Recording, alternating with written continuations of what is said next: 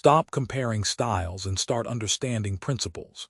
Here is what elite military units and ancient martial arts systems actually have in common, and why it matters for your training. When you search for Systema vs Krav Maga or best martial art for self-defense, you are asking the wrong question. It is like asking whether a hammer is better than a saw.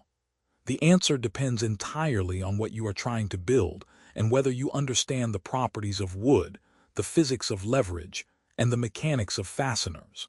Combat effectiveness is not determined by which style you study. It is determined by whether you understand the biomechanical elements that make techniques work, whether you can process information faster than your opponent, whether you can manipulate distance and timing, and whether you understand how psychology affects performance under stress. These are not style-specific. They are universal. Here is what matters. Understand the principles, and the style becomes irrelevant. The searches for CIA combat training and what Navy SEALs really train reflect a legitimate curiosity. What do the professionals know that we don't? The answer is both simpler and more complex than most people realize. Elite units train mechanics before tactics. Before a SEAL learns room-clearing procedures, he has drilled fundamental movements thousands of times. This is basic skill development, solo mechanical mastery performed with precise biomechanical standards. Every serious student must build this foundation before ever touching partner work.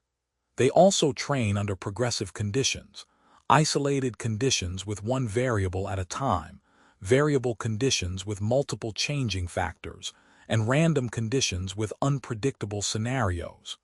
Technique is just the beginning. Here is what matters. Before you can apply anything under pressure, you must own the mechanics. Elite units understand this, and so must you. Basic skill development means drilling fundamental movements thousands of times until they become automatic. You are not thinking about foot placement or hand position. You are just doing it. This is the solo mechanical mastery that forms the bedrock of all combative ability. Without this foundation, any tactic or technique you try to apply will crumble under stress. You must train under isolated conditions first, then variable conditions, and finally random conditions. Do not skip steps.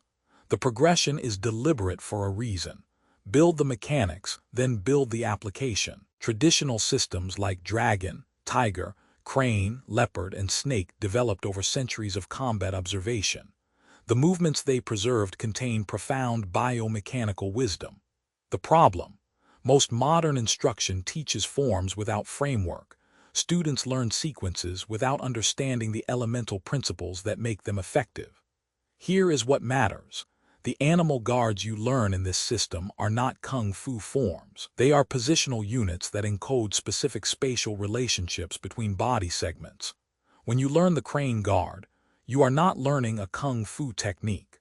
You are learning a precise biomechanical position that can be applied against specific conditions, modified based on understanding, and combined with other positions to create infinite responses. The searches for Kung Fu ranking system and Shaolin monk ranks reflect confusion about what belts and rankings actually mean.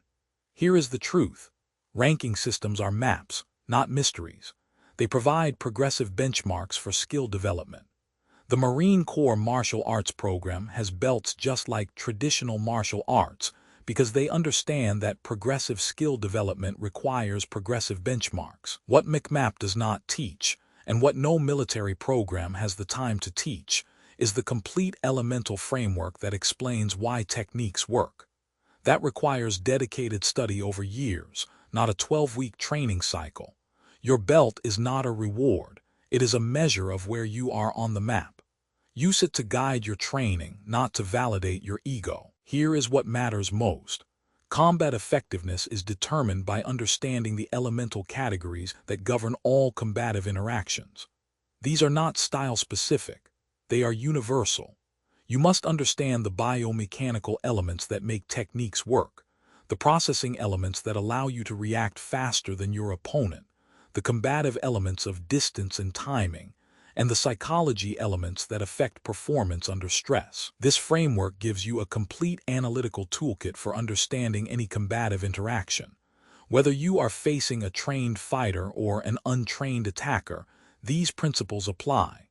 Stop searching for the best style and start learning the principles that make all styles work.